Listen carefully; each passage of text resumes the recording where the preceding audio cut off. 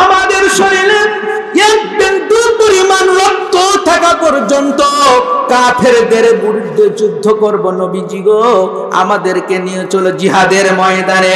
ও আমার যুবক ভাইরা, ইসলামের জন্য যুবে করে যে রক্ত ঝরিয়েছে এটা বোঝানোর জন্য জীবনটা জিহাদি জীবন কবুল করে নাও, এটাই হচ্ছে মুসলিমদের বুজুর্গি। সম্মানিত দিনী ভাইরা, এমন সময় একজন যুবক হযরত খুমাইর রাদিয়াল্লাহু তাআলা আনহু তিনি দাঁড়িয়ে খেজুর খাচ্ছিলেন। রাসূল করিম সাল্লাল্লাহু আলাইহি সাল্লাম আয়াতটি তেলাওয়াত করলেন, ওয়াসারিউ ইলা মাগফিরাতিন মির রাব্বিকুম ওয়া জান্নাতিন আরদুহাস সামাওয়াতু ওয়াল আরদ উইদ্দাত লিল মুত্তাকিন। তোমরা তোমার রবের ক্ষমার দিকে দৌড়াও, আর সেই জান্নাতের দিকে, যে জান্নাতটার প্রশস্ততা হবে আসমান এবং জমিনের, বলেন আসমান এবং জমিনের সমান। এই জান্নাতটা উইদ্দাতিল লিল মুত্তাকিন, যারা মুত্তাকি তাদের জন্য বরাদ্দ করে রেখেছেন। এমন সময় হযরত উমাইর রাদিয়াল্লাহু তাআলা আনহু তিনি দাঁড়িয়ে দাঁড়িয়ে খেজুর খাচ্ছিলেন। এমন সময় নবীজিকে বললেন, ইয়া রাসূলুল্লাহ, ইয়া হাবিবাল্লাহ, এমন জান্নাত পাওয়া যাবে। নবী খেজুরগুলো ছুঁড়ে ফেলে তিনি জিহাদের ময়দানে শামিল হয়ে গেলেন। জিহাদ করতে করতে এক পর্যায়ে তিনি শাহাদাত বরণ করলেন। কি করলেন? এক পর্যায়ে তিনি শাহাদাত বরণ করলেন। নবীজি বলছেন, হে উমাইর, তুমি যেই জান্নাতের জন্য জীবন দিলা, আমি নবী সাক্ষী দিচ্ছি ওই জান্নাতটা তোমার জন্য বরাদ্দ। সুবহানাল্লাহ। ওয়া নাস্তাঈনুহু ওয়া নাস্তাগফিরুহু ওয়া নাউযু বিল্লাহি মিন শুরুরি আনফুসিনা ওয়া মিন সাইয়্যাতি আমালিনা। من يهده الله فلا مضل له ومن يضلله فلا هادي له ونشهد أن لا إله إلا الله وحده لا شريك له ونشهد أن سيدنا وسندنا وحبيبنا وحبيب ربنا ومولانا محمدا عبده ورسوله الذي أرسله بالحق بشيرا ونذيرا وداعيا إلى الله بإذنه وسراجا وقمرا منيرا فقد قال الله تبارك وتعالى في كلامه المجيد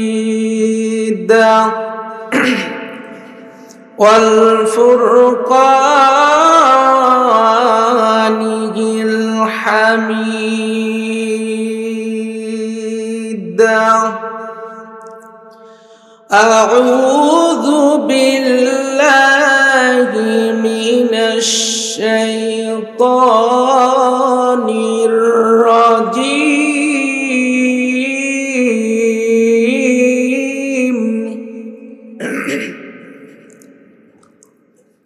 بسم الله الرحمن الرحيم.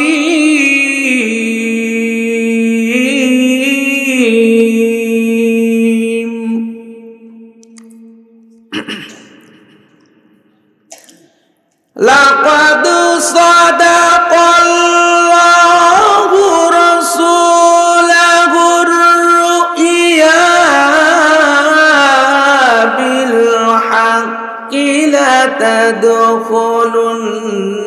المسجد الحرام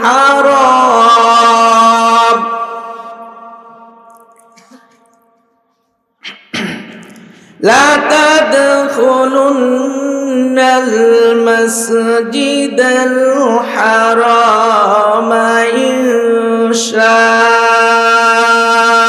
الله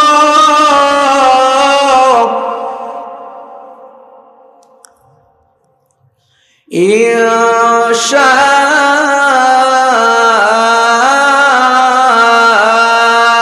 الله آمنين محلقين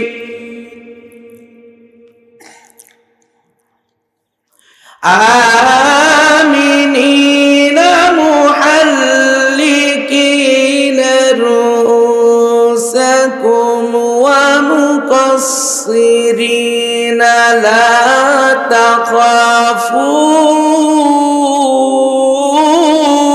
تخافون فعلم ما لم تعلموا فجعل من دون ذلك فتحا قريبا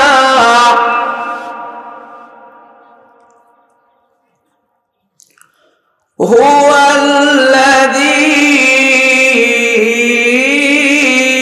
الذي أرسل رسوله بالهدى ودين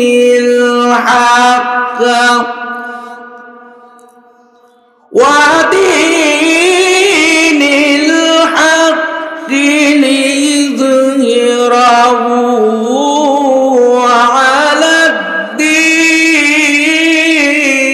كله وكفى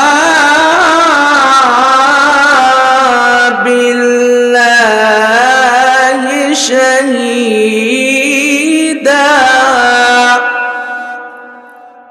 وكفى بالله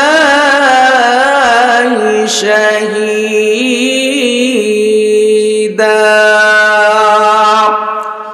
الله أكبر بسم الله الرحمن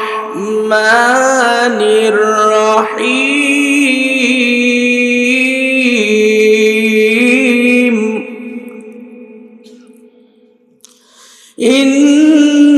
إنما السبيل على الذين يظلمون الناس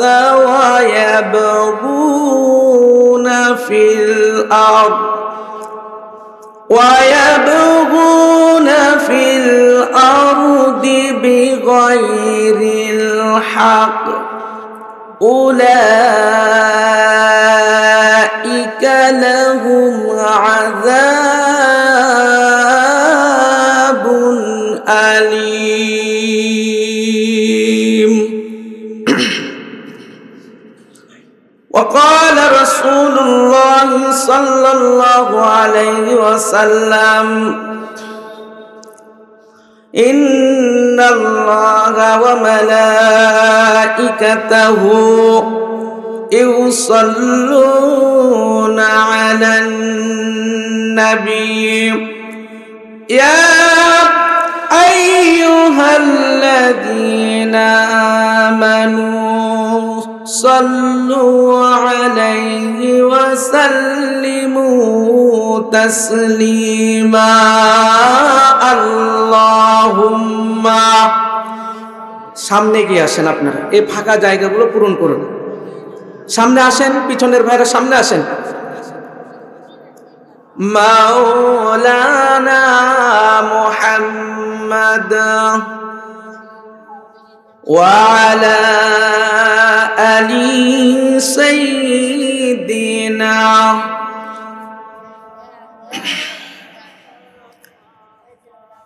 আল্লাহুম্মা সাল্লি আলা সাইয়্যিদিনা মাওলানা মুহাম্মাদ ওয়া আলা আলি সাইয়্যিদিনা মাওলানা মুহাম্মাদ। আমার বাড়ি বাংলাদেশে, নবীজির বাড়ি মদিনায়। মনে বড় আশা ছিল যাইতাম সোনার মদিনায়। আল্লাহুম্মা সাইয়্যিদিনা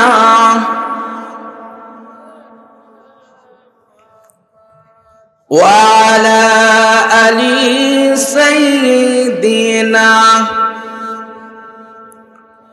মাওলানা মুহাম্মাদ। আমরা সবাই গুনাহগার নবীজি আপনাই চিনলাম না, সে কারণে রোজ হাসরে আমাদেরকে ভুলেন না। আল্লাহুম্মা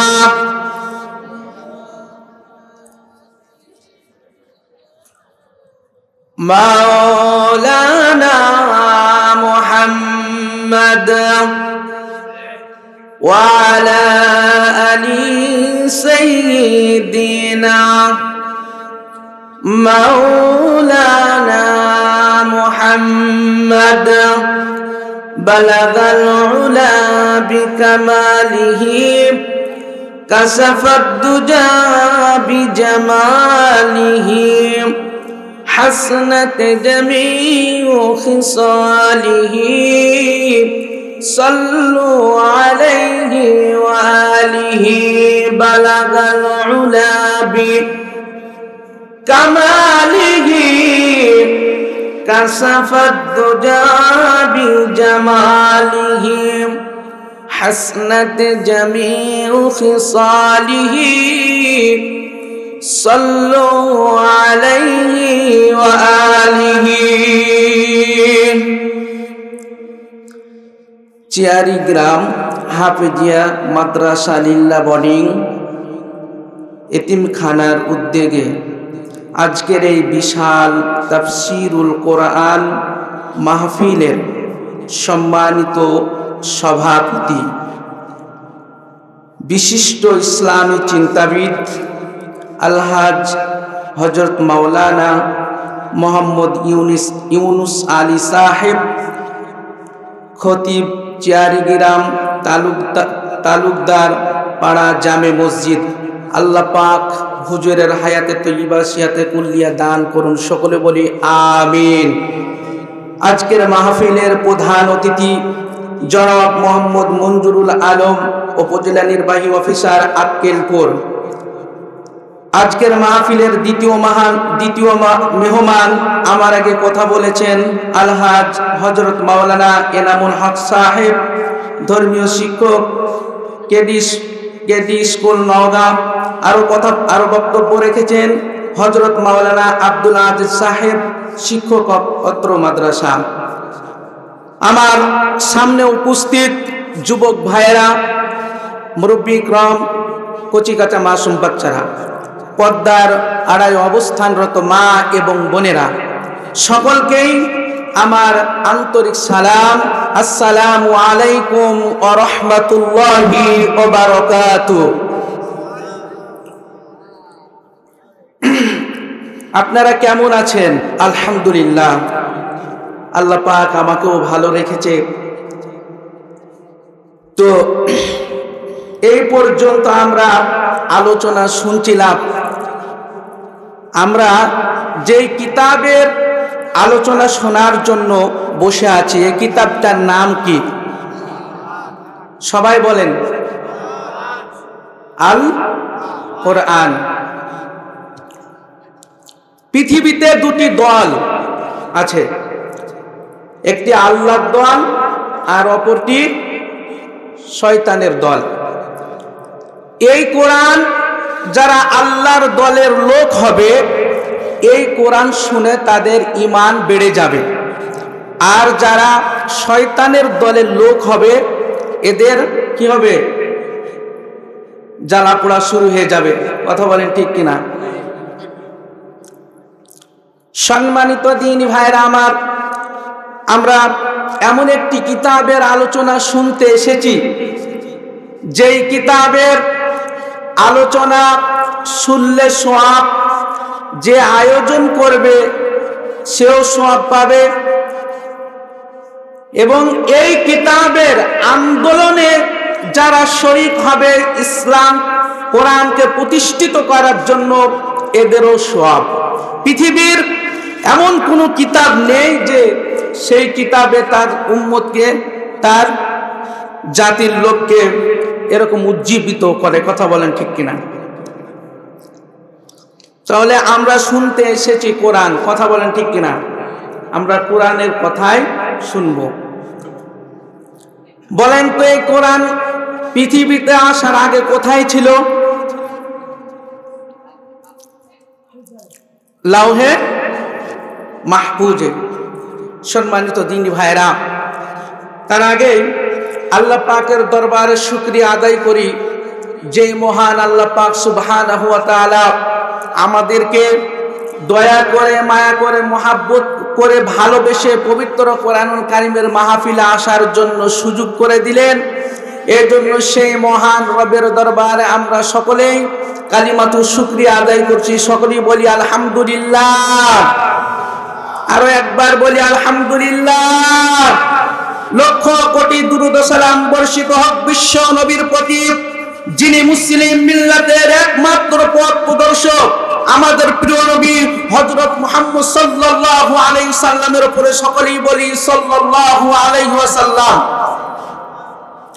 সম্মানিত দ্বীনি ভাইরা, নবী করিম সাল্লাল্লাহু আলাইহি ওয়াসাল্লাম পৃথিবীতে এমন একটি সময় এসেছিলেন, ঘোর অমানুষাই পৃথিবীর বুক যখন ছেয়ে গিয়েছিল, সত্য মিথ্যার প্রভাব ভুলে গিয়ে মানুষ এক স্বেচ্ছাচারী হয়ে আল্লাহকে বাদ দিয়ে মূর্তিকে সিজদা করত, এবং জুলুমের সীমা ছড়িয়ে গেছিল সর্বোচ্চ চূড়ায়। সুদ, ঘুষ, দুর্নীতি ছিল মামুলি ব্যাপার, নারীদের কোনো সম্মান ছিল না। ঠিক তখনই অন্ধকারের দেওয়াল ভেদ করে আজ থেকে প্রায় 1400 বছর পূর্বে দুনিয়ার বুকে ন্যায় ও ইনসাফের আলোক বার্তা নিয়ে এসেছিলেন নবী করিম সাল্লাল্লাহু আলাইহি ওয়াসাল্লাম। সকলেই বলি সাল্লাল্লাহু আলাইহি ওয়াসাল্লাম। সম্মানিত দ্বীনি ভাইরা আমার,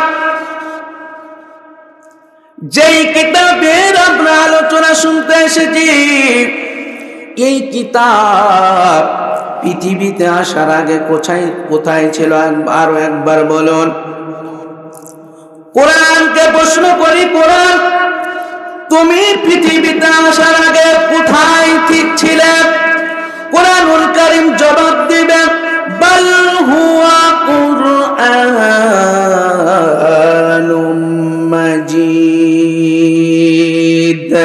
ফি লাউহিন মাহফুজ। আল্লাহু আকবার। এটি একটি সম্মানিত কিতাব, লাউহে মাহফুজে সংরক্ষিত ছিল। আল্লাহ রাব্বুল আলামিন বললেন, ইন্না নাহনু নাযালনা যিকরা ওয়া ইন্না লাহু লাহাফিজুন। আল্লাহু আকবার।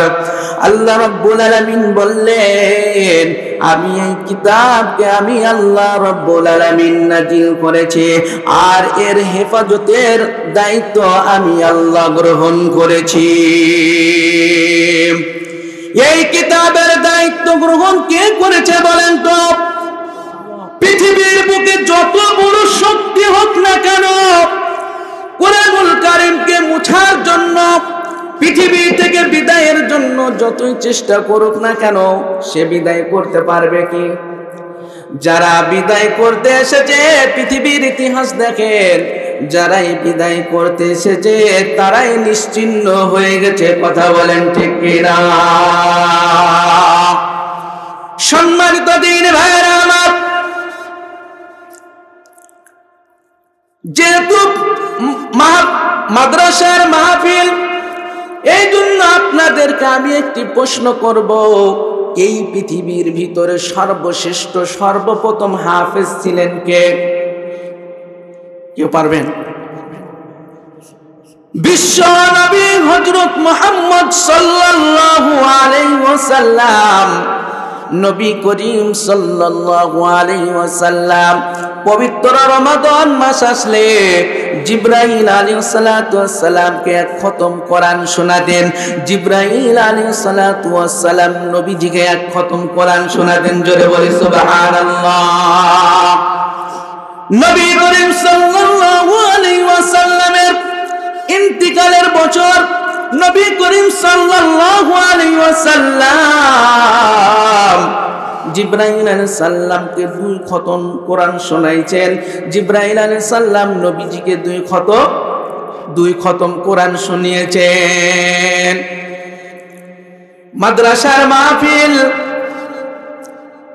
পৃথিবীতে সমস্ত অপকর্মের মূল হচ্ছে জাহালাত, অজ্ঞতা। কি বললাম? জাহালাত, অজ্ঞতা। এই অজ্ঞতা দূর করার জন্য আল্লাহ রাব্বুল আলামিন পবিত্র কোরআনুল কারীমে সর্বপ্রথম যে আয়াত নাজিল করেছেন সে আয়াতটার নাম আপনারা সবাই পড়েন আমার সাথে। ইকরা বিসমি রাব্বিকাল্লাযী খালাক খালাকাল ইনসানা মিন আলাক। পড়ো তোমার প্রভুর নামে যিনি তোমাকে সৃষ্টি করেছেন। তাহলে জ্ঞান অর্জনের কথা বলা হয়েছে। সেই জ্ঞান কোনটা অর্জন করতে হবে?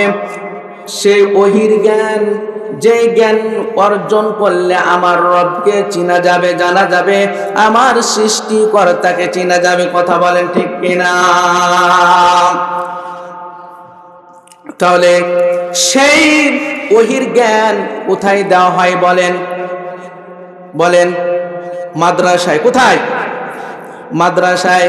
আমরা অনেকেই মনে করি যে মাদ্রাসাতে পড়ালে আমার ছেলে মেয়েরা ভাত পাবে না। এমন লোকের চিন্তা ভাবনা আছে না নাই? কিন্তু রিজিকের দায়িত্ব কার হাতে বলেন? ওয়ামা মিন দাব্বাতিন ফিল আরদি ইল্লা আলাল্লাহি রিজকুহা ওয়া ইয়ালামু মুস্তাকাররাহা ওয়া মুস্তাওদাহা। পৃথিবীতে বিচরণশীল সমস্ত প্রাণীর রিজিকের দায়িত্ব কার হাতে বলেন? কার হাতে? আল্লাহর হাতে। আমরা মনে করি আমার ছেলেকে ডাক্তার, ইঞ্জিনিয়ার বানাবো। আপনার ছেলেকে ডাক্তার বানান, ইঞ্জিনিয়ার বানান, যা কিছু বানান, কিন্তু আগে ওহির জ্ঞানটা দেন। এই জ্ঞান যখন সন্তানে সর্বপ্রথম এই জ্ঞানটা যখন দিবেন, এই সন্তানটা বড় হয়ে ওর দ্বারাতে কোনোদিন ঘুষ যাবে? ঘুষ খাবে না। সম্মানিত দিন ভাইরা আমার, আমি ছোট্ট একটি উদাহরণ দিই।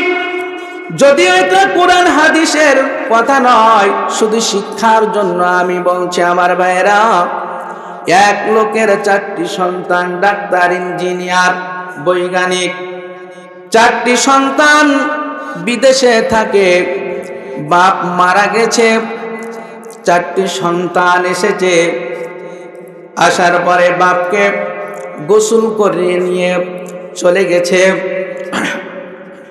দাফনের জন্য নিয়ে চলে গেছে। ইমাম সাহেবকে বলছে জানাজা পড়েন। ইমাম সাহেব জানাজা শুরু করে দিয়েছে। ইমাম সাহেব যখন 3 তাকবীর দিয়েছে, তার একটি সন্তান যেটা ডাক্তার হাউমাউ করে কেঁদে উঠেছে। ইমাম সাহেব জানাজার পরে বলছে, আপনি কেন কাঁদেন? পৃথিবী থেকে তো সবাইকে চলে যাওয়া লাগবে, আপনি কেন কাঁদেন?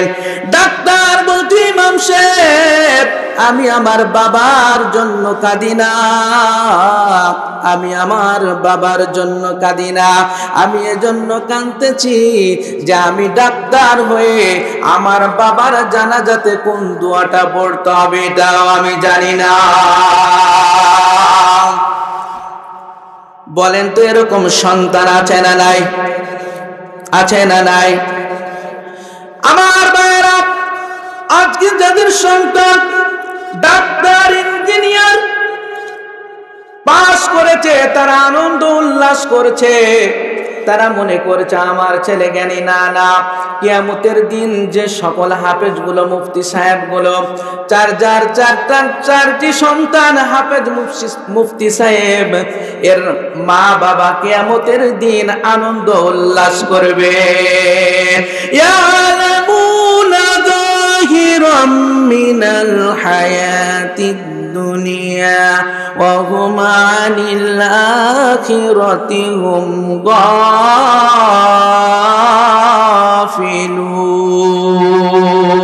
গাফিলুন। আধুনিক যারা শিক্ষায় শিক্ষিত, এরা দুনিয়ার বাহ্যিক অবস্থা সম্পর্কে কিছু জানে, কিন্তু পরকাল সম্পর্কে তারা একেবারে গাফেল। সম্মানিত দিন ভাইরা আমার, আপনি যখন মারা যাবেন, 3.5 হাত নৌকার বডি যখন ডুবে যাবে গো, সেই দিন আপনার এই ডাক্তার ইঞ্জিনিয়ার কোনো কাজে আসবে না। যদি আপনি আপনার একটি সন্তানকে হাফেজ বানিয়ে যান, এটাই আপনার উপকারে আসবে। কথা বলেন ঠিক কিনা? তাহলে আপনারা মাদ্রাসায় সন্তানকে দিবেন তো কারা কারা দিবেন? নিয়ত করে ফেলেন।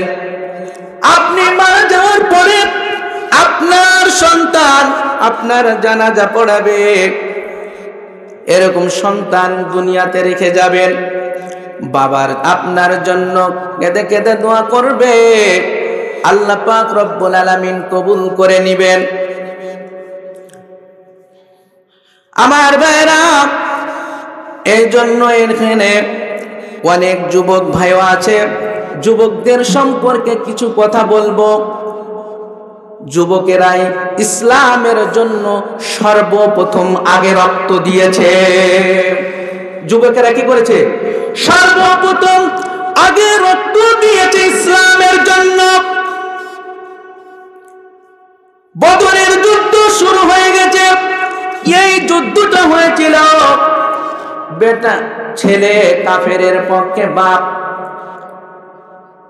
রাসূলের পক্ষে।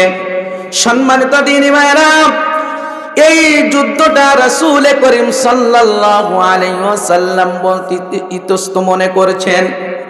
এমন সময় একজন সাহাবী হযরত মিকদাদ রাদিয়াল্লাহু তাআলা আনহু, তিনি বললেন, ইয়া রাসূলুল্লাহ, ইয়া হাবিবাল্লাহ, আপনি কি মনে করেছেন, কি চিন্তা করেছেন?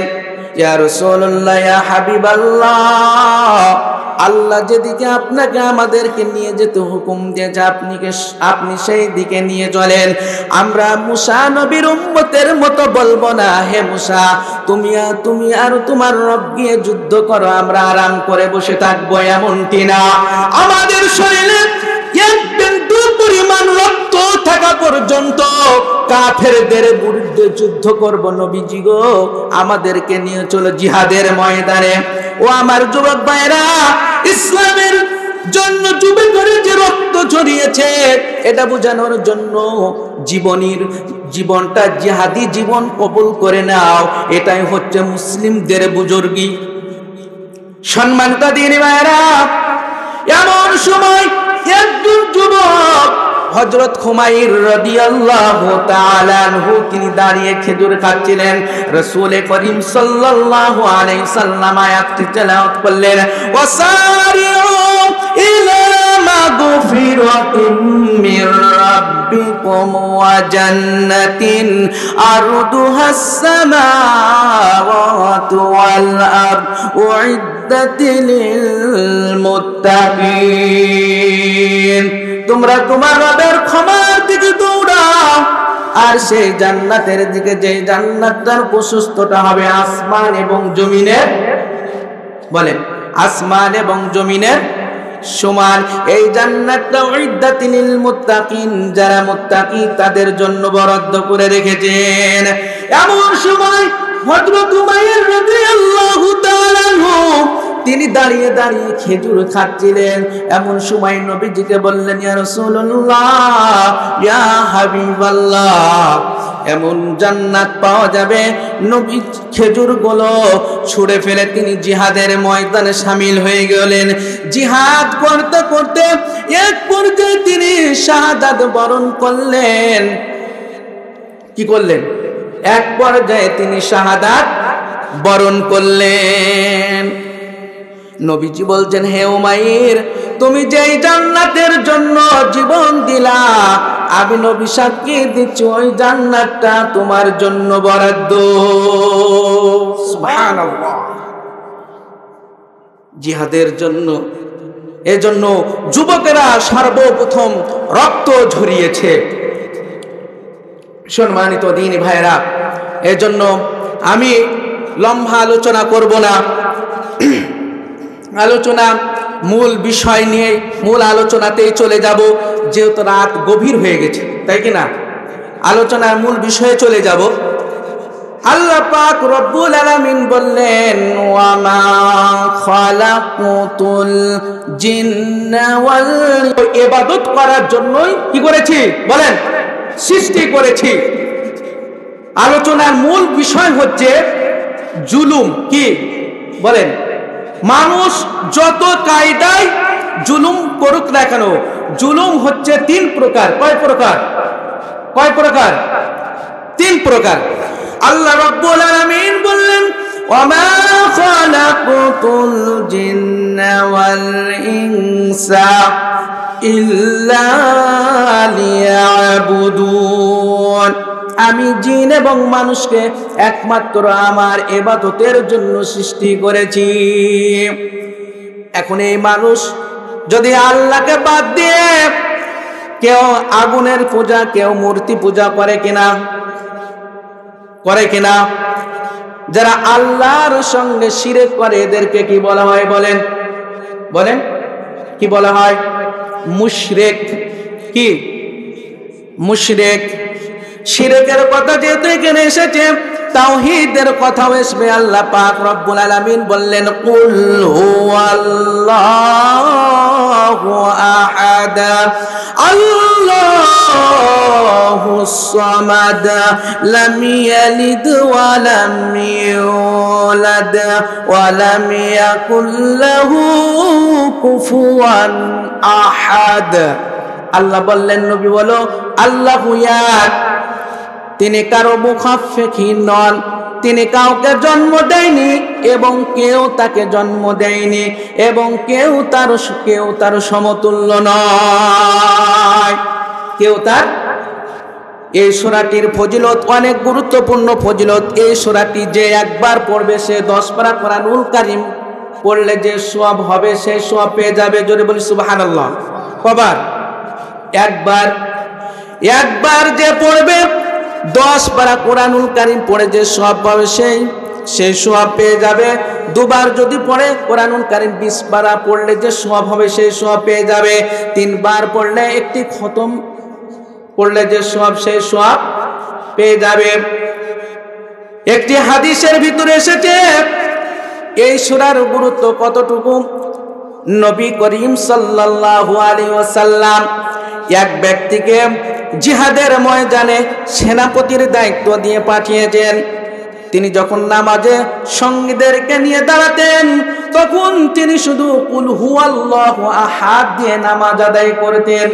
জিহাদ থেকে ফিরে এসে মানুষেরা যখন নবী করিম সাল্লাল্লাহু আলাইহি ওয়াসাল্লামকে বিষয়টি বললেন, নবী করিম সাল্লাল্লাহু আলাইহি ওয়াসাল্লাম বললেন, তাকে বলো এই সূরাটি পড়ার কারণ কি?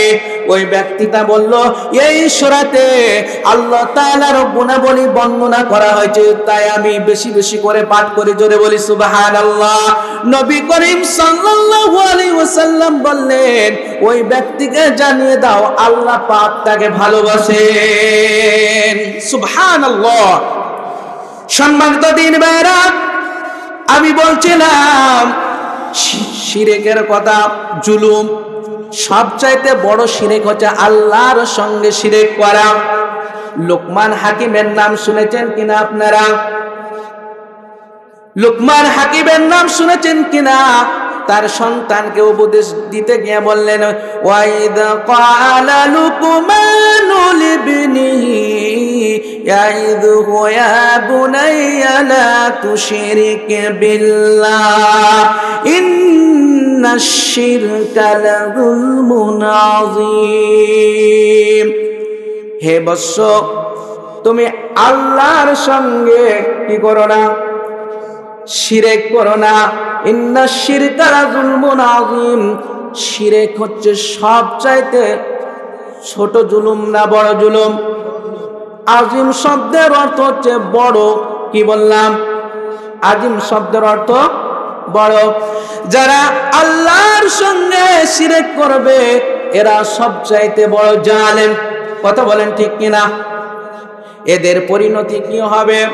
আল্লাহ রাব্বুল আলামিন বললেন, কিয়ামতের ময়দানে আল্লাহ পাক রব্বুল আলামিন সব গুনাহ ক্ষমা করে দিবেন, কিন্তু যারা শিরক করবে এদের গুনাহ আল্লাহ পাক ক্ষমা করবেন না।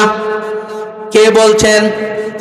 আল্লাহ পাক রব্বুল আলামিন কুরআনুল কারীমের ভিতরে বললেন, ইন্নাল্লাহা লা ইয়াগফিরু আইয়ুশরাকা বিহি ওয়া ইয়াগফিরু মা দুনা যালিকা লিমান ইয়াশা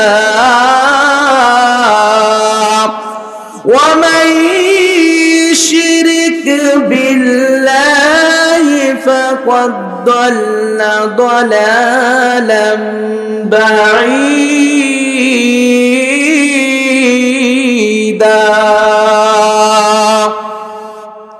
আল্লাহু আকবার। আল্লাহ রাব্বুল আলামিন বললেন, কিয়ামতের দিন আমি আল্লাহ রাব্বুল আলামিন সব গুনাহ ক্ষমা করব, কিন্তু যারা শিরক করবে এদের গুনাহ আমি আল্লাহ রাব্বুল আলামিন ক্ষমা করব না। দেখেন আমরা কথাবার্তা শিরক করি কিনা? আমরা নামাজে পড়ি ইয়াকা নাবুদু ওয়া ইয়াকা নাস্তাইন পড়ি কিনা বলেন? ভালো করে মন দিয়ে শুনবেন আমার ভাইয়েরা, আমরা নামাজে পড়ি ইয়াকা নাবুদু ওয়া ইয়াকা নাস্তাইন। নামাজ থেকে বের হয়ে আমরা বাচ্চা চাই মাজারে গিয়ে। কথা বলেন ঠিক কিনা? এমন মুসলমান আছে না নাই? এটা কি শিরক না? শিরক কিনা? সম্মানিত আমার ভাইয়েরা, কথাবার্তায় আমরা যে শিরক করে থাকি, আচ্ছা বলেন তো সার্বভৌমত্ব ক্ষমতার মালিক কে? কে? আল্লাহ পাক বললেন, তাবারাকাল্লাযী বিয়াদিহিল মুলকু ওয়া হুয়া আলা কুল্লি শাইইন কাদির।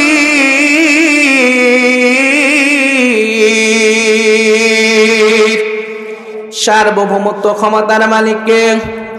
এখন কেউ যদি বলে সার্বভৌমত্ব ক্ষমতার মালিক জনগণ,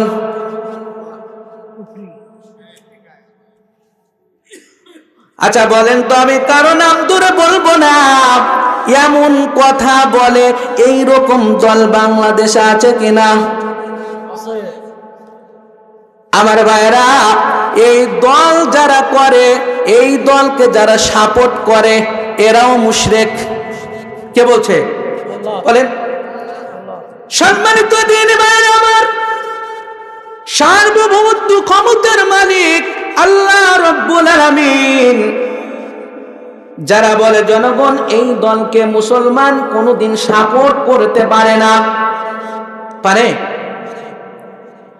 আমার ভাইরা, যারা আল্লাহর সঙ্গে শিরক করবে তাদের পরিণতিটা কি হবে? আল্লাহ বললেন, ইন্নাহু মাইয়ুশরিক বিল্লাহি ফাকাদ হারামাল্লাহু আলাইহিল জান্নাহ ওয়া মা লিয-যালিমিনা মিন আনসার। আল্লাহ পাক রব্বুল আলামিন বললেন, যারা আমার সঙ্গে শিরক করবে আমি আল্লাহ রব্বুল আলামিন চ্যালেঞ্জ করলাম এদের জন্য জান্নাত কি? জান্নাত হারাম। সম্মানিত দিনী ভাইরা আমার, আল্লাহ রব্বুল আলামিন বললেন, একজন বৃদ্ধা মহিলা এসে রাসূল করিম সাল্লাল্লাহু আলাইহি ওয়াসাল্লামকে বললেন, ইয়া রাসূলুল্লাহ, ইয়া হাবিবাল্লাহ, জীবনে এমন কোনো গুনাহ করি নাই, জীবনে এমন কোনো গুনাহ করি নাই, আমার গুনার ক্ষমা আছে কিনা? নবী করিম সাল্লাল্লাহু আলাইহি ওয়াসাল্লাম চুপ মেরে থেকে গেলেন। আমার ভাইরা, নবী করিম সাল্লাল্লাহু আলাইহি ওয়াসাল্লাম চুপ মেরে থেকে গেলেন। আবার ওই বৃদ্ধা মহিলা বলছেন, ইয়া রাসূলুল্লাহ, ইয়া হাবিবাল্লাহ, জীবনে সব গুনাহ করেছি, শিরকের গুনাহ পর্যন্ত করেছি, আমার ক্ষমার ব্যবস্থা আছে কিনা? নবী করিম সাল্লাল্লাহু আলাইহি ওয়াসাল্লাম চুপ মেরে থেকে গেলেন। কিছুক্ষণ পরে আল্লাহ রাব্বুল আলামিন কোরআনুল কারীমের আয়াত নাযিল করে জানিয়ে দিলেন নবীজিকে, নবীজি বলে দাও সব গুনাহ ক্ষমা হবে, কিন্তু শিরকের গুনাহ ক্ষমা নাই। কত ভয়াবহ শিরকের গুনাহ! আর এটাই আমরা এটার সঙ্গে লিপ্ত, কথা বলেন ঠিক কিনা? এটা আমরা করি, তাই না? আমার ভাইরা, দ্বিতীয় নাম্বার জুলুম হলো নিজের নফসের উপরে জুলুম করা। জুলুম করার পর যদি তওবা না করি শাস্তি দিবে কে? এটা কোরআনের আয়াত। এটা কি? কোরআনের আয়াত। জুলুম করে তওবা না করলে শাস্তি দিবে। 3 নাম্বার জুলুম হলো মানুষ হয়ে মানুষের উপরে জুলুম করা, আর এটা তো বাংলাদেশে নাই। আছে? আপনাদের দিকে আছে? অনেক মানুষ কিছু জানে না, সকাল বেলায় দেখে জেলখানায়, এরকম আছে না?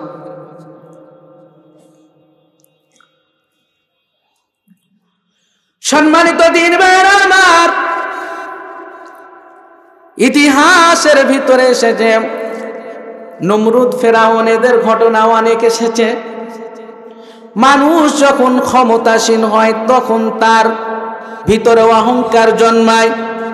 কি জন্মায়? তার ভিতরে অহংকার জন্মায়। সেই অহংকারের সূত্র ধরেই কিন্তু সে কি করে? সে নিজেকে সার্বভৌমত্ব ক্ষমতার অধিকারী মনে করে। করে কিনা? আপনি সার্বভৌমত্বর ক্ষমতারই অধিকারী যারা মনে করে, তারা মনে করেছে যে আমরা সারা জীবন ক্ষমতায় থেকে যাব। আছে না? সম্মানিত দিন ভাইরা আমার, এক পর্যায়ে সে নিজেকে রব বলে দাবি করে, কালক্রমে সে স্রষ্টার বিরুদ্ধে যুদ্ধ করতেও দ্বিধা করে না। এরকম স্বৈরাচার নতুন ইতিহাস নয়। যুগে যুগে হাজ্জাজ বিন ইউসুফ, ইয়াজিদ, আইয়ুব, মুজিব শেখ সহ এরকম যুগে যুগে অনেক জালিমের ইতিহাস রয়েছে। নমরুদ, ইতিহাসের ভিতরে দেখলাম নমরুদ 400 বছর রাজত্ব করেছে। কয় বছর বলেন? 400 বছর রাজত্ব করেছে। এক পর্যায়ে সে অহংকারী হয়ে নিজেকে রব বলে উপাস্য দাবি করেছে। উপাস্য বলে নিজেকে দাবি করেছে। হযরত ইব্রাহিম আলাইহিস সালাতু ওয়াস সালামকে নিজেকে রব বলে দাবি করার জন্য চাপ দিয়েছে। হযরত ইব্রাহিম আলাইহিস সালাতু ওয়াস সালাম বললেন, আমার আল্লাহ তো মানুষকে বাঁচান এবং মারেন। নমরুদ বলছে, আমিও মানুষকে মারি এবং বাঁচাই। শয়তানের যুক্তি দেখেন কি বলছে, আমিও মানুষকে মারি এবং বাঁচাই। কেমন করে তুমি মানুষকে মারো এবং বাঁচাও? নমরুদ বলছে, মৃত্যুদণ্ড প্রাপ্ত আসামিদেরকে আমি খালাস দিয়ে মুক্ত করে দিই, আর খালাসের আসামিকে আমি কি করে মৃত্যুদণ্ড দিই। এভাবে সে জীবন মরণের মালিক হিসাবে সাব্যস্ত করল।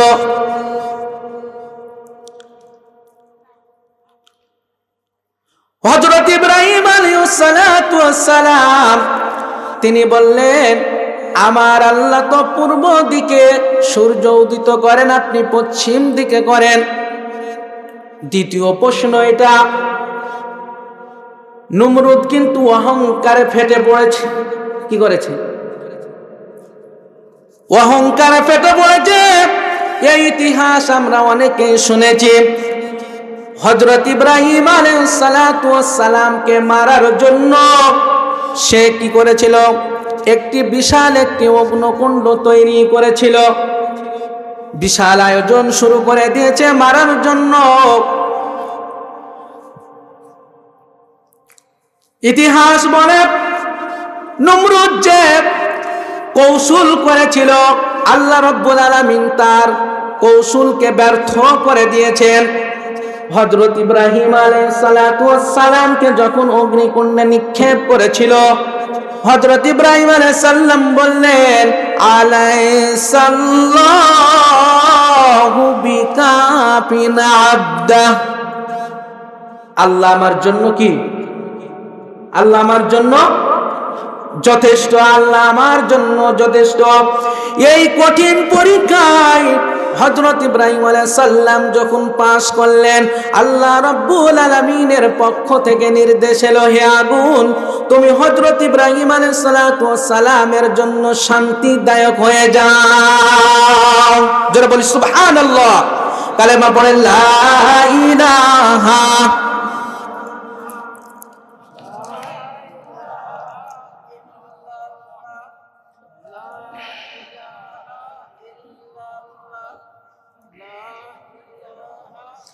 লা ইলাহা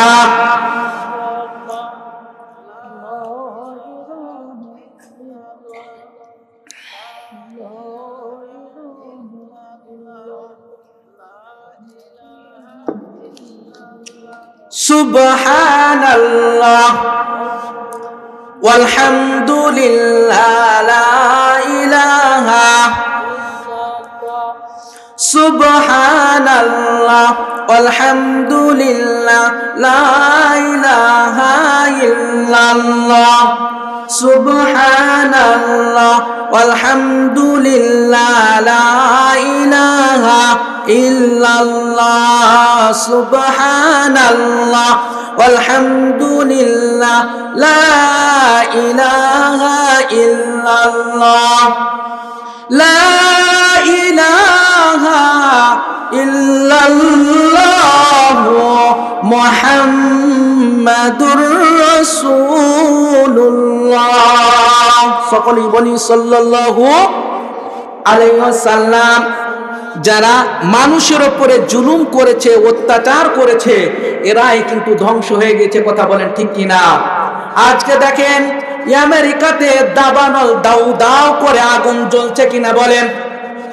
এই আমেরিকা ইসরায়েলকে টাকা পয়সা অস্ত্র দিয়ে গাজাবাসীকে ধ্বংস করার জন্য সাহায্য এবং সহযোগিতা করেছে। আজকে বিনা টাকাতেই আমেরিকাকে আল্লাহ পাক রব্বুল আলামিন পুড়িয়ে ছারখার করে দিচ্ছে। কথা ঠিক কিনা? যুগে যুগে অসংখ্য জালেম, এরকম ইতিহাস আল্লাহ পাক রেখে দিয়েছেন, জালেমদের পরিণতি কি হবে। অনেকেই মনে করেছিল আমরা 41 সাল পর্যন্ত থাকব। আল্লাহ রাব্বুল আলামিন তাকে শেষে 45 মিনিট সময় দিয়েছে।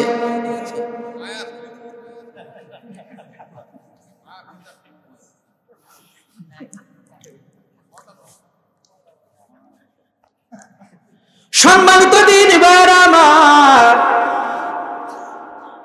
নমরুদকে যখন হযরত ইব্রাহিম আলাইহিস সালাতু ওয়াস সালাম যখন আল্লাহর এই পরীক্ষায় পাশ করলেন, নমরুদ তখন আল্লাহর বিরুদ্ধে যুদ্ধ ঘোষণা করলো। কি করলো বলেন? যুদ্ধ ঘোষণা করলো। এরকম বাংলাদেশে এমন মন্ত্রী ছিল যারা করোনার সময় বলেছিল আমরা করোনার চাইতেও শক্তিশালী। এমন কথা বলেনি? আমি ইতিহাস বলছি, আমি কোন রাজনৈতিক এখানে বক্তব্য দিচ্ছি না, আমি ইতিহাস বলছি। যুগের আপনি ইতিহাস দেখেন, এদের সঙ্গে মিলে যাবে। এখন এই কথা শুনে অনেকেই কিন্তু গা জ্বলা শুরু হয়ে যাবে, হুজুর রাজনীতি করছে। এদেশে এমন মন্ত্রী আছে তারা বলে কোরআনের সাথে রাজনীতির কোনো সম্পর্ক নাই। এমন কথা বলেছে কিনা বলেন? ওর সাথে কোরআনেরও কোনো সম্পর্ক। কোরআন কোরআনটাই রাজনীতিতে বিয়ানাল্লি কুল্লি শাই। মানুষের ব্যক্তি জীবন থেকে শুরু করে পারিবারিক জীবন, সামাজিক জীবন, অর্থনৈতিক জীবন, রাজনৈতিক জীবন, সব সমস্যার সমাধান দিতে পারে আল কোরআন। কথা বলেন ঠিক কিনা? ওয়া নুনাজ্জিলু মিনাল কুরআনি মা হুয়া শিফাউ ওয়া রাহমাতুল লিল মুমিনিন।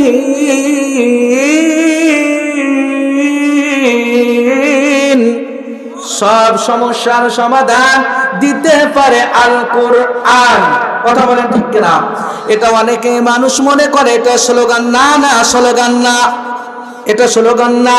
সব সমস্যার সমাধান দিতে পারে আল কোরআন। আপনি ব্যক্তি জীবন কেমন করে পরিচালনা করবেন কোরআন আপনাকে বলে দিবে।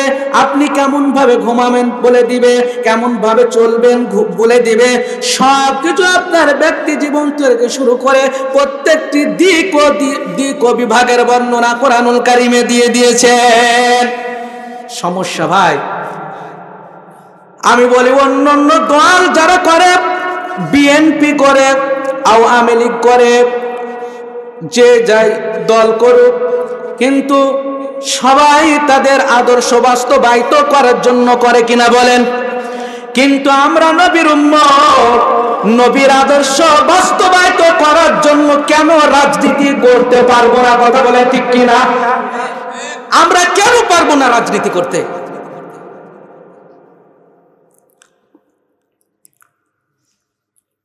আমার ভাইরা, নমরুদ এই বিষয়টি দেখে আল্লাহর বিরুদ্ধে যুদ্ধ ঘোষণা করল। আল্লাহ বললেন তোকে শহীদ করব। বিশাল বাহিনী দিয়ে কিন্তু আল্লাহ পাক এই জালেমকে শহীদ করেন নাই। ছোট্ট একটি মশার মাধ্যমে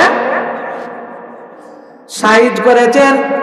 এই মশা তার মস্তিষ্কে ঢুকে দংশন করতে থাকে।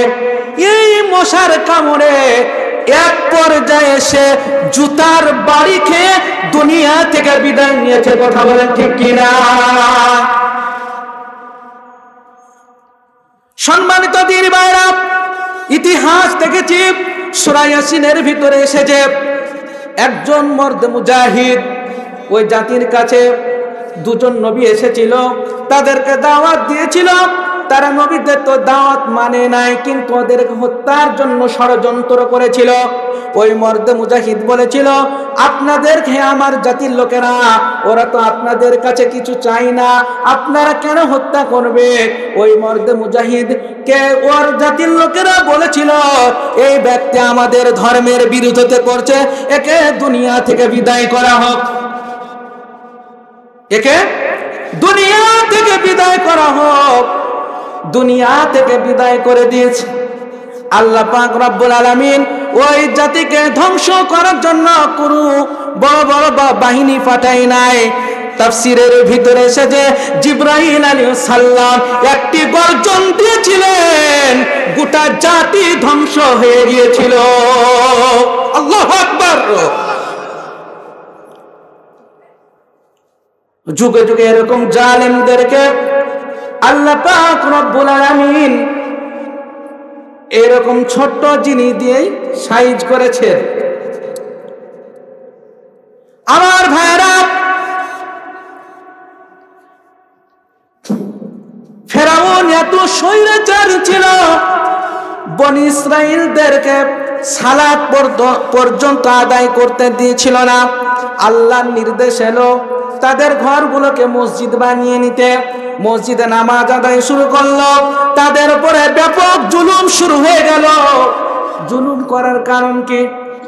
এই যে অবৈধ ক্ষমতাই ছিল, এই ক্ষমতাকে টিকিয়ে রাখার জন্য কত হাজার হাজার শিশু হত্যা করেছিল, হাজার হাজার শিশু হত্যা করেছিল, কিন্তু এরপরেও কি সে ক্ষমতা টিকিয়ে রাখতে পেরেছে? একই কায়দায়, ভালো করে মনে করে শুনবেন, একই কায়দায় ক্ষমতা, অবৈধ ক্ষমতা টিকিয়ে রাখার জন্য হাজার হাজার ছাত্রকে হত্যা করেছে। করেছে কিনা? আল্লাহর নির্দেশ এলো বনি ইসরাইলদেরকে নিয়ে তুমি বের হয়ে যাও। হযরত মুসা আলাইহিস সালাম যখন বের হয়ে গেলেন, এই বিষয়টি ফেরাউনের কাছে চলে গেল।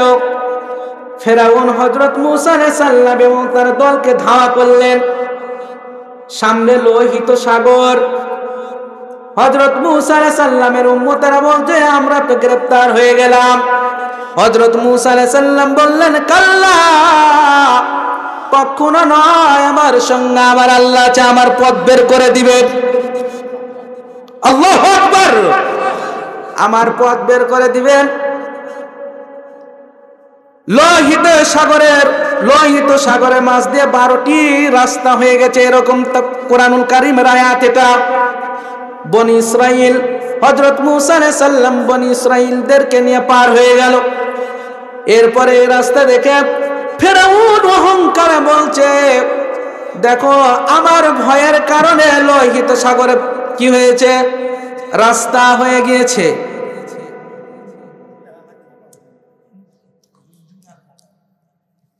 আমার ভয়ের কারণে লোহিত সাগরে রাস্তা হয়ে গিয়েছে। তার দলবল সহ যখন লোহিত সাগরের মাঝে গিয়েছে, রাস্তা বিলুপ্ত হয়ে গেছে। চুবানি খা তার দলবলকে এমন চুবানি দিয়েছে, ফেরাউন সহ তার দলবলকে কি করেছে? চুবিয়ে মেরেছে। যখন চুবানি দেয়, ফেরাউন বলছে, আল আনা ক্বাদ আসাইতা ক্বাবলা কুনতা মিনাল মুফসিদিন, আমি ঈমান আনলাম। বনি ইসরাইল যে আল্লাহর উপরে ঈমান এনেছে, আল্লাহ বলছেন, তোরই নাপাক মুখ দিয়ে আমার নাম তুই বের করবি না, কারণ তুই ছিলি নাফরমান, ফিতনা ফাসাদ সৃষ্টিকারী। তোকে শুধু মেরে ফেলে হবে না, তোর লাশটাকে আমি বাঁচিয়ে রাখবো, যাতে করে পৃথিবীতে যত নব্য ফেরাউন আসবে তোকে দেখবে আর শিক্ষা নিবে।